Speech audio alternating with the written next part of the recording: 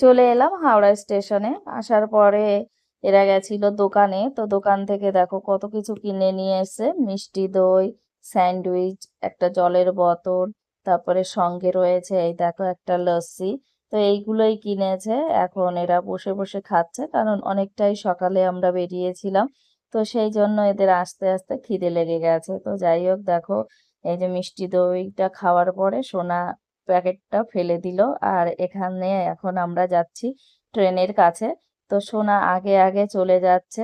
হাতে ও নাম্বারটা লিখে নিয়েছিল ট্রেনের, যে কোন ট্রেনটায় আমরা চড়বো। তো দেখো ফাইনালি ও সেই ট্রেনটা পেয়ে গেছে। ও কিন্তু খুঁজেছে নিজেই।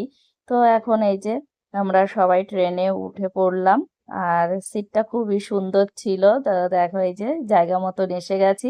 সোনা ব্যাগগুলো গুছিয়ে গুছিয়ে রাখছে, অনেকটাই বড় হয়ে গেছে তো অনেক কিছুই বোঝে। তো যাই হোক দেখো এই যে জায়গা পেয়ে গেছি।